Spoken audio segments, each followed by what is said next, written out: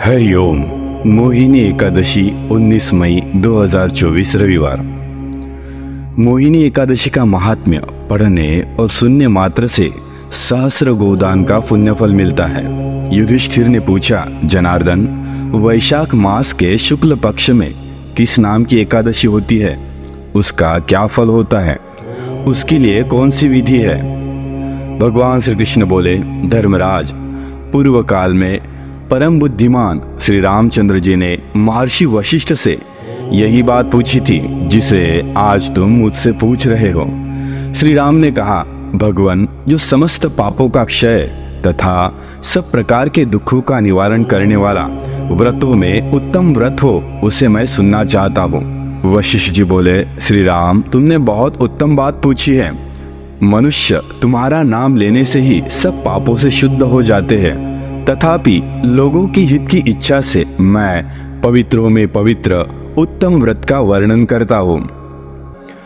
वैशाख मास के शुक्ल पक्ष में जो एकादशी होती है उसका नाम मोहिनी है।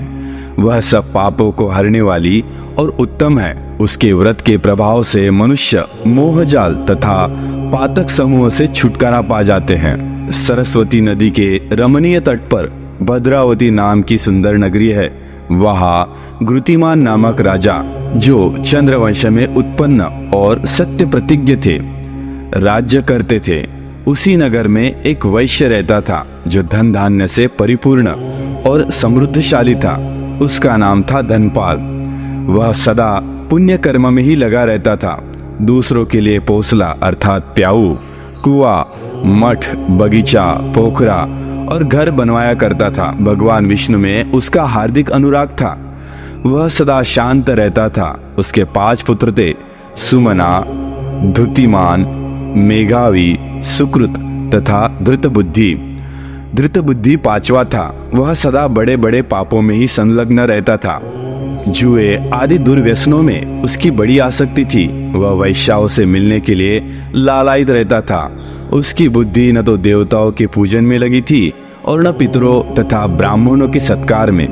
वह दुष्टात्मा अन्याय के मार्ग पर चलकर पिता का धन बर्बाद किया करता था।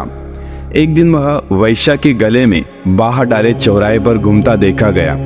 तब पिता ने उसे घर से निकाल दिया तथा बंधु बांधवों ने भी उसका परित्याग कर दिया। अब वह दिन रात दुख और शोक में डूबा तथा कष्ट पर कष्ट उठाता हुआ इधर उधर भटकने लगा। एक दिन किसी पुण्य के उदय होने से वह महर्षि कौंडिन्य के आश्रम में जा पहुंचा। वैशाख का महीना था। तपोधन कौंडिन्य गंगा जी में स्नान करके आए थे। दृष्ट बुद्धि शोक के भार से पीड़ित हो मुनिवर कौंडिन्य के पास गया और हाथ जोड़ सामने खड़ा होकर बोला, ब्राह्मण, द्विज श्रेष्ठ, मुझ पर दया करके कोई ऐसा व्रत बताइए जिसके पुण्य के प्रभाव से मेरी मुक्ति हो। महर्षि कौंडिन्य बोले, वैशाख के शुक्ल पक्ष में मोहिनी नाम से प्रसिद्ध एकादशी का व्रत करो। मोहिनी को उपवास करने पर प्राणियों के अनेक जन्मों के किए हुए मेरु पर्वत जैसे महापाप भी नष्ट हो जाते हैं। वशिष्ठ जी कहते हैं, श्री रामचंद्र जी, मुनि का यह वचन सुनकर दृष्ट बुद्धि का चित्त प्रसन्न हो गया। उसने महर्षि कौंडिन्य के उपदेश से विधि पूर्वक मोहिनी एकादशी का व्रत किया। नृपश्रेष्ठ, इस व्रत के करने से वह निष्पाप हो गया और दिव्य देह धारण कर गरुड़ पर आरूढ़ हो सब प्रकार के उपद्रवों से रहित विष्णु धाम को चला गया। इस प्रकार यह मोहिनी का व्रत बहुत उत्तम है। इसके पढ़ने और सुनने से सहस्र गोदान का फल मिलता है। हरिओम।